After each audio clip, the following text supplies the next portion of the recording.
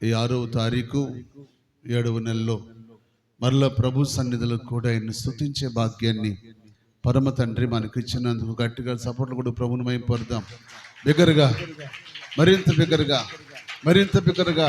6 నెలలు కాపాడిన దేవునికి బిగ్గరగా 6 మాసాలు పరిశుద్ధాత్మ దేవుడు కాపాడి 7వ మాసంలో అడుగుపెట్టి 6వ దినం వరకు కాపాడినందుకు ఆ పునరుద్ధానుడైన దేవుని మనసారా మనం స్తుతించాలి. దేవుని స్తోత్రం. హల్లెలూయా, హల్లెలూయా. దేవుని బిడ్డలారా, ఈ ఉదయ కాలం పరిశుద్ధ మందిరానికి వచ్చిన మీకు అందరికీ ప్రభు పెట్టు వందనాలు. అందరికీ వందనాలు చెప్తాం. వందనాలు, అందరికీ వందనాలు. రైట్. ఇప్పుడే ఎవరు సోయిలోళ్ళు ఉంటే ప్రార్థన లోపు ఇంకెట్టుంటారు. రైట్. ఏది ఏమైనా దేవుని లేఖన భాగంలోంచి 59వ కీర్తన 16వ చరణం ఈనాటి వాక్యానికి 59వ కీర్తన 16వ చరణం. నీవు నాకు ఎత్తైన కోటగాను ఉన్నావు, ఆపద్దినమున నాకు ఆశ్రయముగా ఉన్నావు. నీ బలమును గూర్చి నేను కీర్తించెదను, ఉదయమున నీ కృపను గూర్చి ఉత్సాహగానము చేసేదను. దేవునికి మహిమ కలుగును గాక. హల్లెలూయా. రైట్. చూడండి బిడ్డలారా, కీర్తనకారుడు దేవుణ్ణి ఉదయకాలమందు లేచి దేవుని ఎలాగూ స్తుతించాడంట చెప్పండి. ఉత్సాహంతో, సంతోషంతో, ఆనందంతో ఉదయాన్నే లేచి, దేవా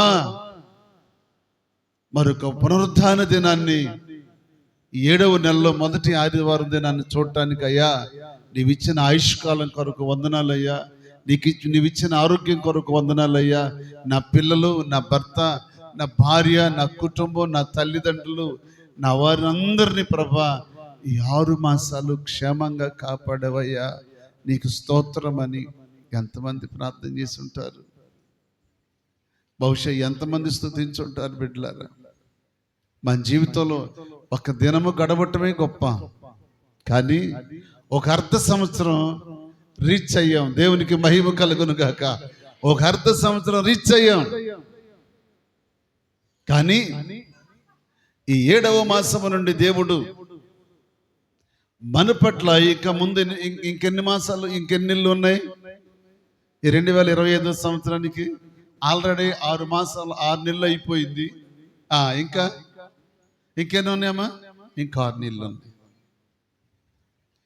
ఈ 6 నెలల్లో మనం ఏమి చేయలేకపోయామో, 6 నెలల్లో ఏం చేసామో, 6 నెలల్లో ఆయన బలం ఏంటో, ఆయన ప్రభావం ఏంటో, ఆయన శక్తి ఏంటో, ఆయన ఔన్నత్యం ఏంటో, ఆయన ప్రేమనేంటో, ఆయన ఉన్నతత్వం ఏంటో చూడలేకపోయాం.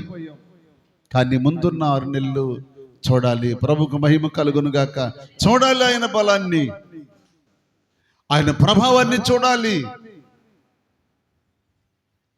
దావీదు అంటాడండి, అయ్యా నీ తేజో మహిమను నేను చూడాలి, నీ బలమును నేను చూడాలి, నీ ప్రభావాన్ని నేను చూడాలి. ఆయన బలం ఏంటో, ఆయన శక్తి ఏంటో చూడాలంటే ఏం చేయాలి చెప్పండి? ఏం చేయాలి? ఆయన సన్నిధికి వచ్చి చెప్పండి. ఇంకేం చేయాలి చెప్పాలా? ఆయన సన్నిధికి వచ్చి ఏం చేయాలి? ప్రార్థన చేయాలి. ఆయన సన్నిధికి వచ్చి ఏం చేయాలి? పాటలు పాడాలి. సన్నిధికి వచ్చి ఏం చేయాలి? వాక్యం చదవాలి. సన్నిధికి వచ్చి చేసేది ఇదే కదా. ఇంకేమైనా ఉందా? అసలు ఆయన బలం తెలవాలంటే ఎట్లా చెప్పండి? ఆయన బలం ఏంటో తెలవాలంటే ఏం చేయాలి? మీకు మాట చెప్పనా? దెలీలా సంసోన్ను శోధించినట్టు చెప్పండి. దెలీలా సంసోనును ఏం చేసింది చెప్పండి? చెప్పండి, ఏం చేసింది? శోధించింది. బిడ్లారా, శోధన వేరు, అడగటం వేరు కదా. అడగటం వేరు, శోధించటం వేరు. ఈ రెండిట్లో ఏది గొప్పది చెప్పండి? ఏంటది? ఇక శోధనకి ఎదురేమీ లేదు. ఎందుకో తెలుసా? శోధించి శోధించి శోధించి శోధించి శోధించి ఎంత కాలమయ్యా నీకోసం నేను ఉండేది, ఎంత కాలమయ్యా, ఎంత కాలము నేను నమ్ముకుని నా వాళ్ళని విడిచిపెట్టి అందరినీ వదిలిపెట్టి నేను నమ్ముకుని నీ కోసమే బ్రతుకుతున్నా, నీతోనే బ్రతుకుతున్నా, నీ కొరకే బ్రతుకుతున్నా. ఇదిగో ఎన్నిసార్లు అడిగాను నేను ఒక్క మాట చెప్పావా? నేను నిన్ను ప్రేమిస్తున్నా కానీ నువ్వు మాత్రం నన్ను చెప్పాలా ప్రేమించట్లా. నిజంగా నువ్వు నన్ను ప్రేమించేవాడవైతే నీ బలం ఎక్కడుందో చెప్పరేంటి? చెప్తావు. నిజంగా నువ్వు నన్ను ప్రేమించేవాడివైతే సంసోను, నిజంగా నువ్వు నన్ను ప్రేమించేవాడివైతే ఇన్నిసార్లు నిన్ను బ్రతిమలాడి శోధించిన చెప్తున్నావా? ఏం చెప్పమంటుంది బిడ్డలారా? ఏం చెప్పమంటుంది? సంసోను ఏం చెప్పమంటుంది తెలియలా? అరే చెప్పండి, ఏం చెప్పమంటుంది? బలము. నేను ఆస్తిని అడగలేదే, నీ ఆస్తి నేను అడగలేదే, నీ దగ్గర ఉన్న సంపద నేను అడగలేదే, నీ నుండి నేనేమీ కోరుకోలేదే, నీ నుండి ఆశించింది ఒక్కటే. సంసోను, నీ నుండి నేను ఆశించింది ఏంటో తెలుసా? నీ బలం ఎక్కడుందో దయచేసి నాకు చెప్పు. నీ బలము నాకు చెప్పయ్యా, నీ బలము నాకు చెప్పయ్యా. నేను ఇంతగా నిన్ను ప్రేమిస్తున్నానే, ఇంతగా నేను ప్రేమిస్తున్నానే, నా కోసం నువ్వు ఎంతైనా చేస్తున్నావే, ఎంతైనా చేస్తున్నావే. ఎంత చేశాడు చెప్పండి? ఎంత చేశాడు? ఫిలిష్తీయులను పట్టుకుని చంపాడా? తీసుకొచ్చి అక్కడ పెట్టాడా? మరి ఇన్ని చేసావే, ఇంత త్యాగం చేసేవాడివి నా కోసం, నన్ను ఎంతగా ప్రేమిస్తున్నావే. ఇదిగో సంసోను, అసలు నువ్వు నన్ను నిజంగా ప్రేమించేవాడివైతే, నిజంగా నీకు నా మీద ప్రేమ ఉంటే, నేను ప్రేమించినంతగా నువ్వు కూడా నన్ను ప్రేమిస్తే నీ బలం ఎక్కడుందో చెప్తా. నీ బలం చెప్పయ్యా, నీ బలం ఎక్కడుందో నాకు చెప్పయ్యా. నీ ఆస్తి నాకు వద్దయ్యా, నీ సంపద నాకు వద్దయ్యా, నీదేది నాకు అవసరం లేదయ్యా. సంసోను, నీలో నుండి కావాల్సింది నాకేంటో తెలుసా? నీ బలం నాకు చెప్పు, నీ బలం నాకు చెప్పు.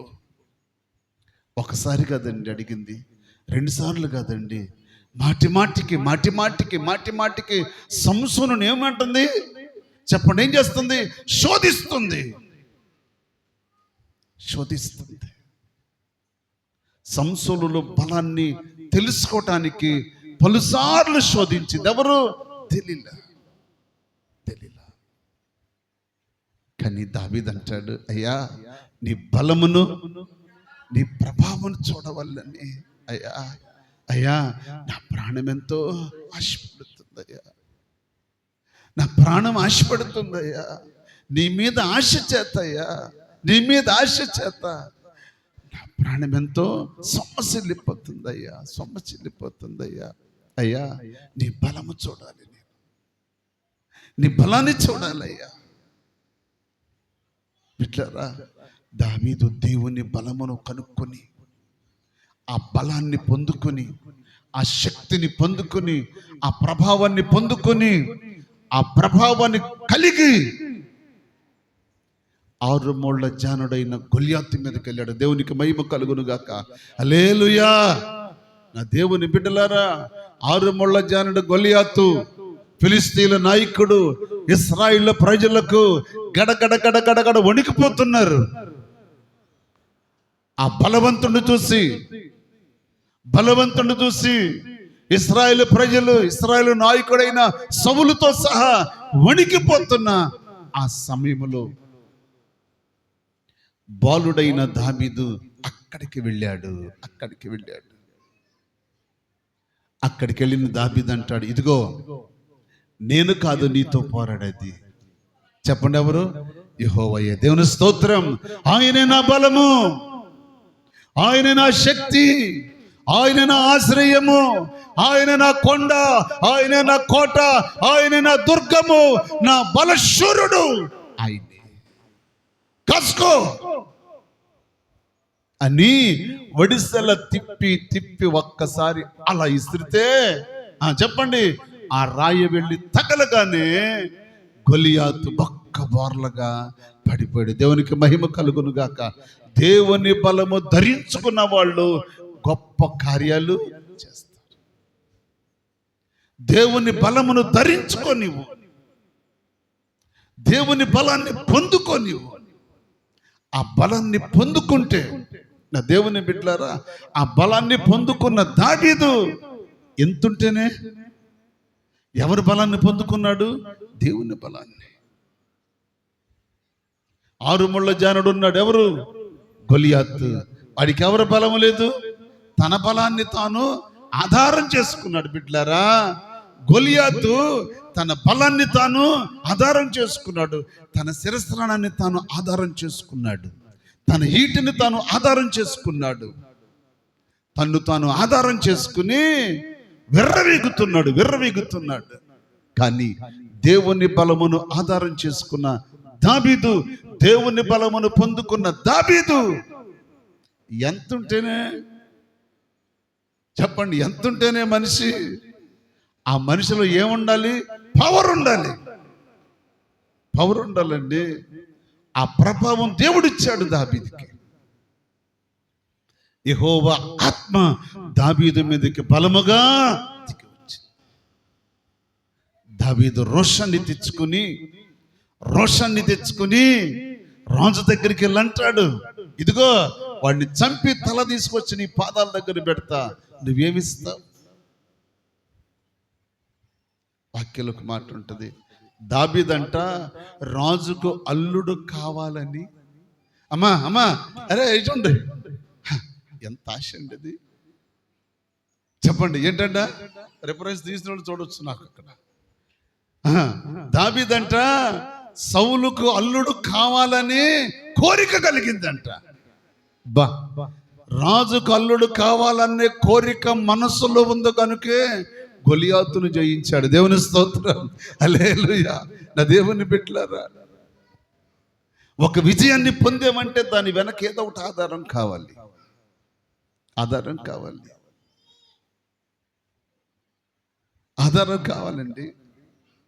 కాలేబు దేనికోసం యుద్ధం చేశాడు? మీకు అని గుర్తుందా? ఆ కాలేబు కూడా అంతే. దావీదు కంట రాజుకు అల్లుడు కావాలనే కోరిక, రాజుకు అల్లుడు కావాలని దావీదు మనసులో ఉండి గొలియాతు మీదకి ప్రాణాన్ని తెగించి దేవుని బలమును ఆధారం చేసుకుని గొలియాతును హతమార్చాడు. అన్న మాటకు, రాజు అన్న మాటకు కాదనకుండా దావీదుకు కుమార్తెనిచ్చి పెళ్లి చేశాడా చేయలేదా? ఎవరిని? మీకాలునిచ్చి పెళ్లి చేశాడు. చేసిన కాడ నుంచి సుఖమే ఉంది. కూతురునిచ్చాడండి. కూతురునిచ్చిన కాడ నుండి దావీదుకి ఏమన్నా సుఖం ఉందా? ఏ రోజన్నా ఇంట్లో సాయిగా పడుకుంటానికి అవకాశం ఉందా? ఏ రోజన్నా ప్రశాంతంగా ఉందామని ఆశ ఉందా? బిడ్డలారా, ప్రతి దినము ప్రతి క్షణము దావీదు జీవితం తరమబడటమే. దేవుడు అంటాడు, దావీదు రాజు కల్లుడవ్వాలనే కోరిక నీకేంటయ్యా మనసులో? నా కోరిక ఏంటో తెలుసా? అసలు నిన్ను రాజును చెయ్యాలని. చప్పట్లు కూడా ప్రభుత్వం అయిపోతావు. దావీదు రాజు కల్లుడవటం ఏంటి? అదేం ఆలోచన ఇది, అదేమో కోరిక. ఇదిగో నా కోరిక ఏంటో తెలుసా? అసలు నిన్ను రాజును చెయ్యాలని. దేవుని ఆలోచనేమో దావీదును రాజునే చేయాలనుకుంటే, దావీదు ఆలోచనేమో రాజుకి అల్లుడు కావాలని. ఈయన కోరిక తాత్కాలికమైనది, కానీ దేవుని ఆలోచన సదాకాలం ఉండేది. నా దేవుని బిడ్డలారా, ఆ బలమును కలిగిన బిడ్డలు జయ కార్యములు చేయటానికి దేవుడు వారిని బలపరుస్తాడు. అలాంటి బలమైన కార్యాలు బిడ్డలారా, దేవుడు సంసోను కూడా బలమిచ్చాడు. ఇశ్రాయేలు ప్రజలకు నాయకుడిగా ఉండటానికి, ఇశ్రాయేలు ప్రజలను విడిపించడానికి, ఇశ్రాయేలు ప్రజలను నడిపించడానికి, ఇశ్రాయేలు ప్రజలకు కాపరిగా ఉండటానికి దేవుడు సంసోనుకు బలాన్ని ఇచ్చాడు. కానీ ఆ బలాన్ని సంసోను దేనికి వాడాడు? చెప్పండి. సంసోను ఆ బలాన్ని దేనికి ఉపయోగించాడు? చెప్పండి. శత్రువులు చంపడానికి ఉపయోగించాడు. అలాగ కొనసాగితే బాగుండేదేమో. కానీ ఎప్పుడైతే సంసోను జీవితంలోనికి దెలీలా ఎంటర్ అయిందో, సంసోను బలమంతా ఎవరికి వెళ్ళిపోయింది? దెలీలా. బిడ్డలారా, శోధించి శోధించి శోధించి శోధించి ఇంతకాలం నీ మీద నాశపడి, ఇంతకాలం నువ్వంటే ఇష్టపడి, ఇంత చేసి నేను నీకోసమే బ్రతుకుతుంటే ఒక్క మాట నాకు చెప్పకుండా దాస్తున్నావా? సంసోను, నిజంగా నీకు నా మీద ప్రేమ ఉందా అని రాత్రింబగళ్ళు ఒకటే శోధన అంట. పక్కలో భార్య రోజు పక్కలో శోధిస్తుంది అనుకోండి, భర్తకి ఎట్లా ఉంటుంది? ఇక దీంతో కాపురం చేసే కంటే, చెప్పండి, ఇక దీంతో కాపురం చేసే కంటే సావటం మేలు అనుకుంటాడు. నిజమే, ఆశదే. బిడ్డలారా, నేను ఒక మాట చెప్పనా? సొంత భార్య స్వపురుషుణ్ణి అలాగ ఎక్కువ ఏమీ శోధించదు. దేవునికి మహిమ కలుగును గాక. దెలీలా సొంత భార్య ఏమీ కాదు. దెలీలాకు సంసోను సొంత భర్త ఏమీ కాదు. అందుకే అద్దెది కనుక దానికి కావలసిన దాని కొరకు సంసోను శోధించి చివరికి సంసోను, బలవంతుడైన సంసోను, పచ్చిగాడిద దవడ ఎముక తీసుకుని 1000 మందిని అవలీలగా చంపగలిగిన సంసోను 400 నక్కల 300 నక్కల? చెప్పండి, ఎన్ని? 300 నక్కలను పట్టుకుని తోకలు ముడేసి తాటేకలు కట్టి ఫిలిష్తీయుల చేలుని తగలబెట్టిన వాడు, రోషం కలిగిన వాడు, బలం కలిగిన వాడు, అంతగా దేవుని కొరకు రోషం కలిగి పనిచేయగలిగిన సంసోను, సింహాన్ని చీల్చగలిగిన బలవంతుడైన సంసోను ఆఫ్టర్ ఆల్ శోధనలో పడిపోయి చివరికంటాడు. సంసోను అంట మరణాపేక్ష గలవాడై, చెప్పండి, మరణాపేక్ష గలవాడై ప్రాణము విసిగి చావకొరి తన బలమేంటో చెప్పేస్తాడు. బిడ్డలారా, శోధించినంత మాత్రాన బలం చెప్పాలా? బలవంతుడైన సంసోను తన బలాన్ని చెప్పుకుని చివరికి ఏమైపోయాడు? బలహీనుడైపోయాడు. గానుగ కట్టేశారు. నూనె గానుగా దున్నపోత కట్టుంటే దున్నపోతను తీసేసి సంసోను కట్టి గానుకు తిప్పారు. 2 కళ్ళు పీకేసి గాను కట్టి తిప్పుతా ఉంటే, బిడ్డలారా, బలవంతుడైన వాడు కళ్ళు పోగొట్టుకుని గానుకు కట్టి తిప్పుతా ఉంటే ఏమైపోయిందా రోషం? ఏమైపోయిందా బలం? జ్ఞాని అంటాడు, నా కుమారుడా, నీ బలమును యవ్వన స్త్రీలకు ఇవ్వకు, పరస్త్రీలకు నీ బలమును ఇవ్వకు. సంసోను పరస్త్రీకి తన బలాన్ని ఇచ్చి ఊడుగుం చేశాడండి. ఈ రోజున బలాన్ని ఇచ్చిన యవనస్తులు ఊడుగం చేసేవాళ్ళు ఉన్నారు లోకంలో.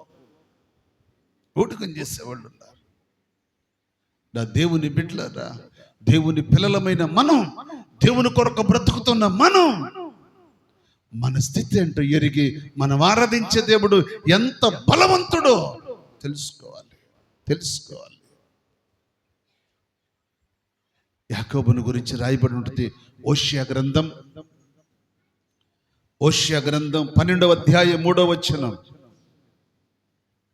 ఓషియా గ్రంథం 12వ అధ్యాయం 3వ వచనం.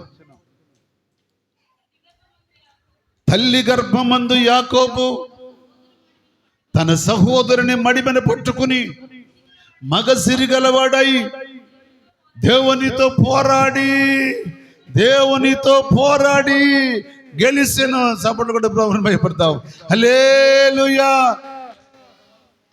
కొట్టడానికి కూడా చేతులు లేవట్లేదంటే కొట్టండి గట్టిగా, కొట్ట గట్టిగా.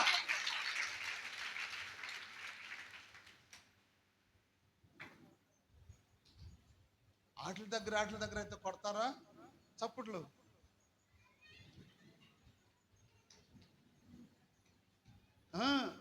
అక్కడక్కడ కొట్టమంటే కొడతారు వీళ్ళు చప్పట్లు. బాగా సంతోషంగా, ఎంత ఆనందం అక్కడ పొంగిపోద్ది, పొంగి పొర్లుద్ది వాళ్ళకి ఆనందం.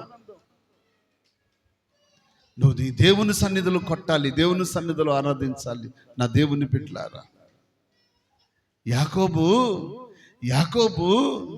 ఎక్కడ గెలిచాడు చెప్పండి? ఎక్కడంట? ఎలాగూ మగసిరి గలవాడై,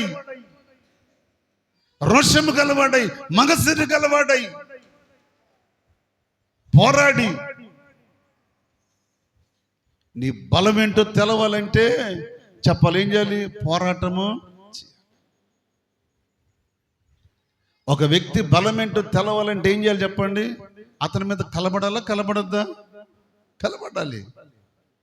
పోరాటం చేయాలండి, పోరాటం చేయాలి. గొలియాతు బలం తెలుసు అందరికీ. వాడి మీద కలబడటానికి ఎవరు సాహసించలేదు. కానీ గొలియాతు బలం ఏంటో చూడాలని దావీదు వచ్చాడు. దావీదుని దేవుడు వాడుకున్నాడు. ఒక వ్యక్తి బలము మరొక వ్యక్తికి తెలియాలంటే చెప్పలేని అతనితో పోరాటం చేయాలి. అలాంటి పోరాటంలోనే గెలిచిన వాడే, పోరాటంలో విజయాన్ని సాధించిన వాడే బలవంతుడు. నా దేవుని బిడ్డలారా, వాక్యం చెప్తున్న సత్యం ఏంటో తెలుసా? దావీదు దేవుని సన్నిధిలో ఉదయకాలం అంటున్నాడు, అయ్యా నీ బలమును నీ ప్రభావమును చూడాలని నా ప్రాణం ఎంతో ఆశపడుతుందయ్యా. ఉదయాన్నే లేచి బిడ్డలారా, ఉదయాన్నే లేచి దేవుని సన్నిధిలో ప్రార్థన చేస్తూ అంటున్నాడు, అయ్యా నీ బలాన్ని నేను చూడాలి. అందుకు ఆయన అంటాడు, నువ్వు తేజోమహిమ నిలుచు స్థలం ఇది దేవుని తేజోమహిమ నిలుచు స్థలం ఇది. ఇక్కడ నువ్వు ప్రార్థిస్తే, ఇక్కడ నువ్వు పోరాడితే నీకు విజయమే తప్ప అపజయము నీకు దొరకదు. అందుకే దేవుని పిల్లలు నిత్యము దేవుని సన్నిధిలో ఏం చేయాలి చెప్పండి? పోరాటం చేయాలి. నిత్యము పోరాటం చేయాలి. ఒక విజయాన్ని పొందేంత వరకు, ఒక కార్యాన్ని జరిగించేంత వరకు, ఒక అద్భుతాన్ని చూసేంత వరకు నువ్వు పోరాడుతూనే ఉండాలి. పోరాటంలో కూడా గొప్ప ఆనందం ఉంటుంది, పోరాటంలో కూడా గొప్ప సంతోషం ఉంటుంది. నా దేవుని బిడ్డలారా, ప్రార్థనలో పోరాడవాలి. ఉందా బైబిల్లో? ప్రార్థనలో ఏం చేయాలంట? పోరాడాలి. నువ్వు ప్రార్థనలో పోరాటం చేయాలి. యాకోబు ప్రార్థనలో పోరాటం చేశాడు యెహోవా దగ్గర. పోరాడి దెబ్బలు తిన్నా విజయాన్ని సాధించాడు. దేవునికి స్తోత్రం. జీవితం మార్చబడింది. పేరు మారటమే కాదండి, జీవితం కూడా మారిపోయింది. పోరాటంలో విజయాలు మనం చూడాలంటే కావాలి శక్తి, దేవుని శక్తి. మూడో మాట మీకు చెప్తాను దేవుని వాక్యంలో. ఫిలిప్పీ పత్రిక 3వ అధ్యాయం 10వ వచనం. ఫిలిప్పీ పత్రిక 3వ అధ్యాయం. అమ్మా, ఏ విధము చేతనైనను మృతులలో నుండి నాకు పునరుత్థానము కలుగునని ఆయన మరణ విషయములో సమాన అనుభవం గలవాడనై ఆయనను, ఆయన పునరుత్థాన బలమును ఇరుగు నిమిత్తము ఆయన శ్రమలలో పాలివాడనవుతా. దేవుని స్తోత్రం. బిడ్డలారా, ఒక వ్యక్తి బలము చూడాలంటే వారితో వారి శ్రమలలో మనం కూడా పాలివారు. ఆ బలమేంటో మనకు తెలియాలంటే ఆ వ్యక్తి ఎంత శ్రమ పడుతున్నాడో ఆ శ్రమల్లో మనం కూడా ఇన్వాల్వ్ అవ్వాలి, మనం కూడా పాలువారం అవ్వాలి. ఆ శ్రమ మనం కూడా అనుభవిస్తే ఆ బలమేంటో మనకు తెలుస్తుంది.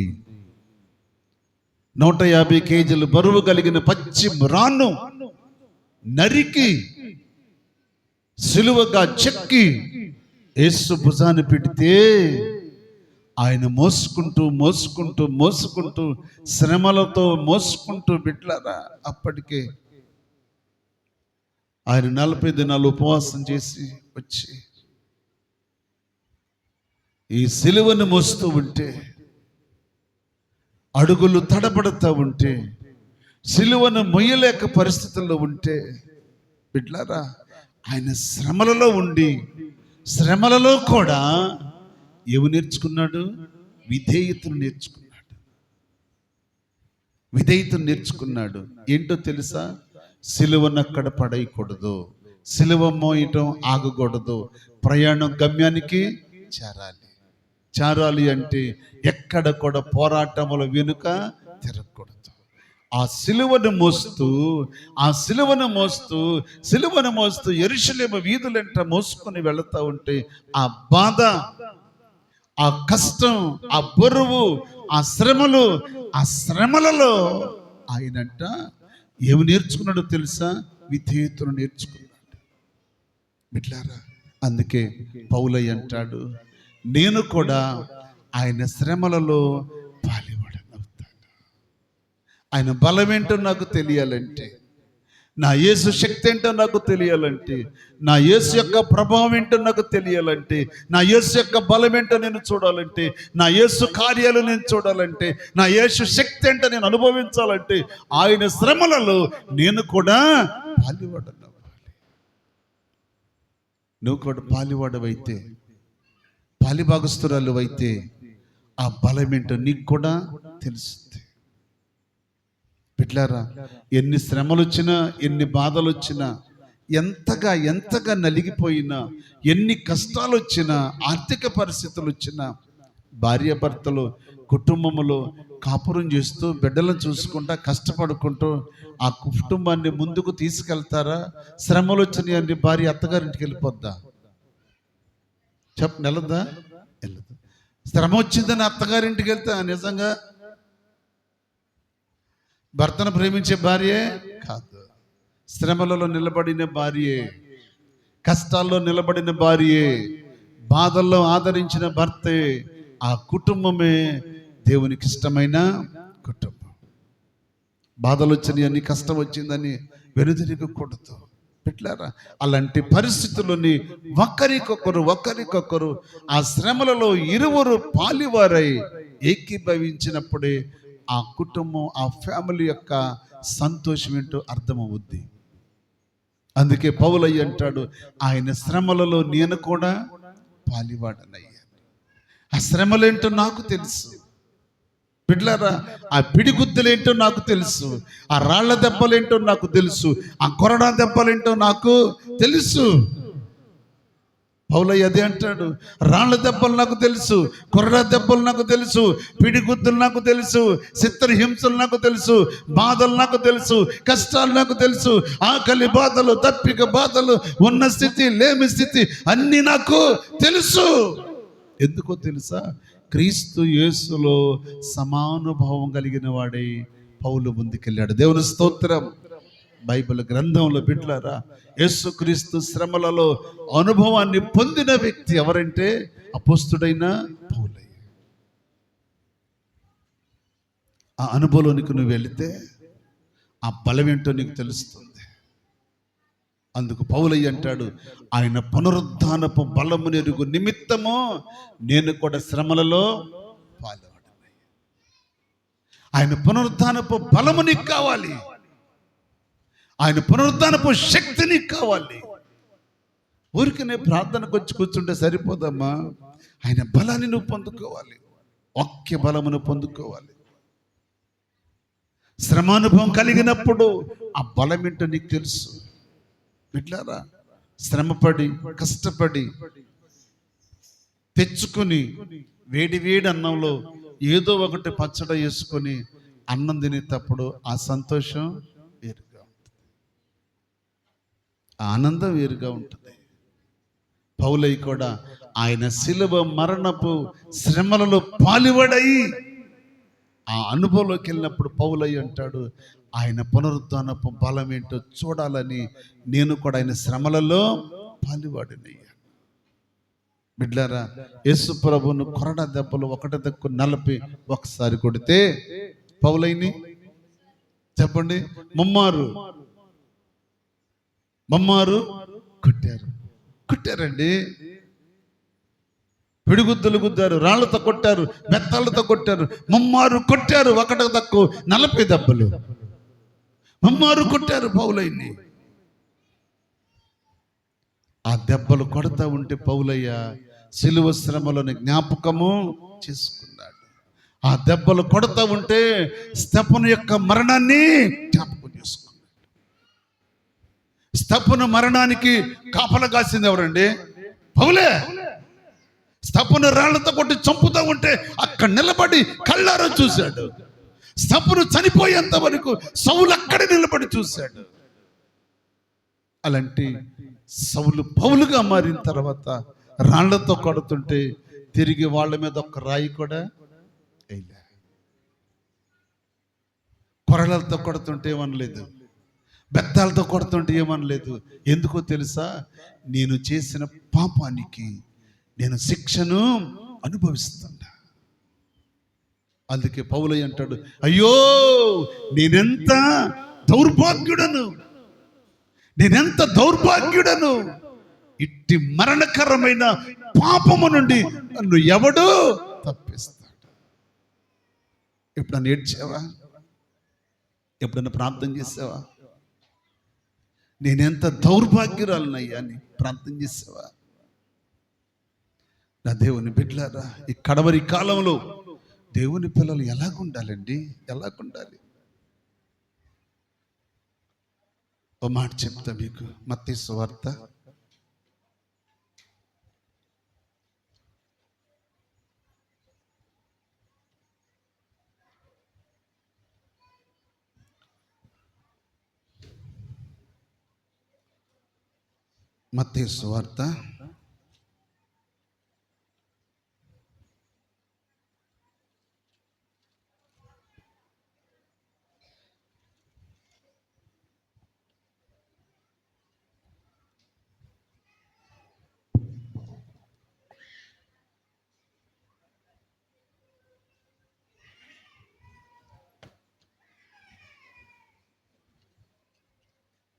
19వ అధ్యాయం 12వ వచనం.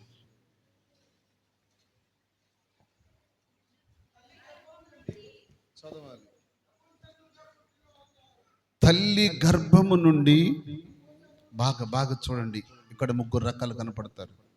తల్లి గర్భము నుండి నపుంసకులుగా పుట్టిన వారు కలరు, మనుషుల వలన నపుంసకులుగా చేయబడిన వారు కలరు.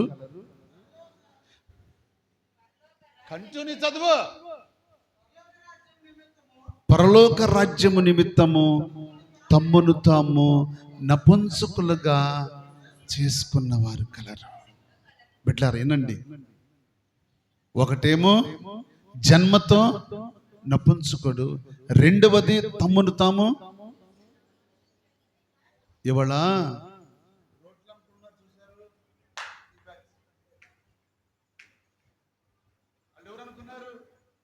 ముంబై వెళ్ళి 10,000 ఇచ్చి మగోళ్ళు ఆడవాళ్ళతో మారొచ్చి వీసాలకి రెచ్చి మాస్క్ పెట్టుకుని రోడ్లు అమ్ముకుంటారు.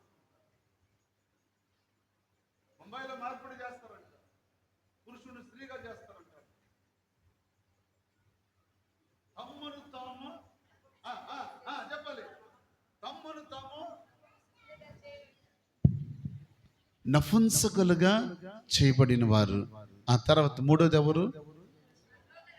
పరలోక రాజ్యము నిమిత్తము తమ్మును తామే నపుంసకులుగా చేసుకున్నారు. ఇప్పుడు ఈ ముగ్గురులో ఎవరు గొప్ప? చెప్పండి, ముగ్గురులో ఎవరు గొప్ప? చప్పట్లు కొట్టి ప్రభువుని మహిమపరచండి గట్టిగా. మూడవరే పరలోక రాజ్యాన్ని సంపాదించుకోవాలంటే నీ కోరికలను అదుపులో పెట్టుకోవాలి. పరలోక రాజ్యం నీకు కావాలంటే నీ కోరికలను చంపుకోవాలి. బిడ్డలారా, వేశ్య అనే పదం ఎవరికి వస్తుందో తెలుసా? భర్త ఉండి, భర్త బ్రతికుండగానే పరపురుషుడితో సంబంధం కలిగి ఉంటారు చూడు, వాళ్ళని ఏమంటుంది లోకం? వేశ్య.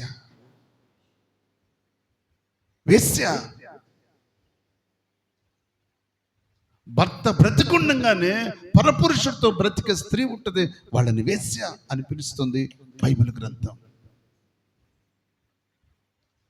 ఇప్పుడు వాక్యం చెప్పే సత్యం ఏంటో తెలుసా? నీకు పరలోకం కావాలంటే ఆ కోరికలు ఏమవ్వాలి? సావాలి. కింద రాయబడి ఉంటుంది అన్నమాట, తమను తాము చంపుకోవాలి. లోకాశలు, శరీరాశలు, నేత్రాశలు చంపుకోవాలి నీకు పరలోకం కావాలంటే. విచ్చలవిడిగా ఇష్టానుసారంగా లోకంలో నీ ఇష్టానుసారంగా తిరగటం కాదు దేవుని కోసం. మరు మనసు పొంది బాప్తిస్మ పొంది ఒక్క పురుషునికే, స్వపురుషునికే ఏం చేయబడిన వాళ్ళు? ప్రధానము చేయబడిన వాడు. స్వపురుషునికి, సొంత పురుషుడికి, ఒకే పురుషుడికి ప్రధానము చేయబడింది. ఆ పురుషుడితోనే బ్రతకాలి. ఆ పురుషుడి కొరకు ఎదురు చూడాలి. ఎప్పటి వరకు? ఆయన వచ్చేంత వరకు. అంతేండి. ప్రధానము చేయబడిన తర్వాత పెళ్ళయ్యే వరకు కన్యత్వం కాపాడుకోవాలా, కాపాడుకోవద్దా? చెప్పండి. ప్రదానం చేయబడిన తర్వాత వివాహం అయ్యేంత వరకు జాగ్రత్తగా ఉండాలా, ఉండొద్దా?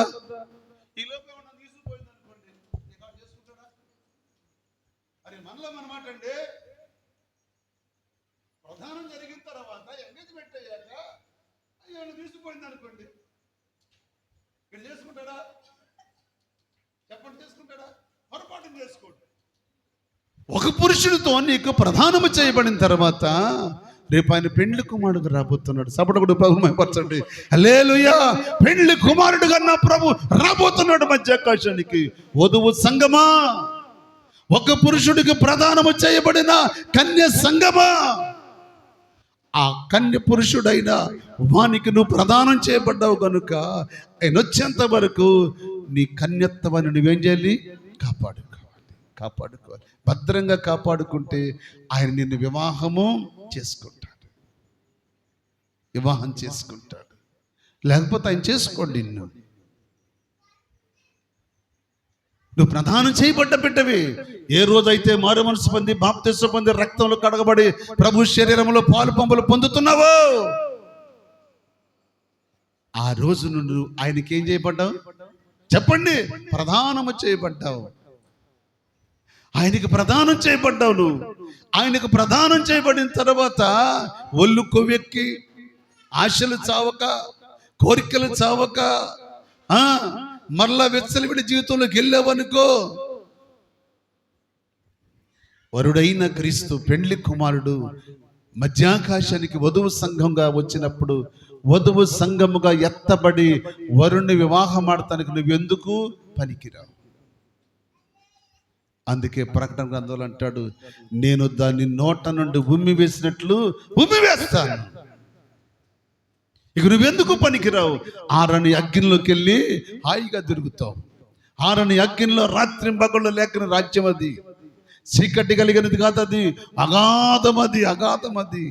అందులో నువ్వు హాయిగా ఉండొచ్చు, ఏసీ గదిలో ఉండొచ్చు. ప్రదానము చేయబడిన తర్వాత ఎంత పవిత్రంగా ఉండాలండి సంఘం.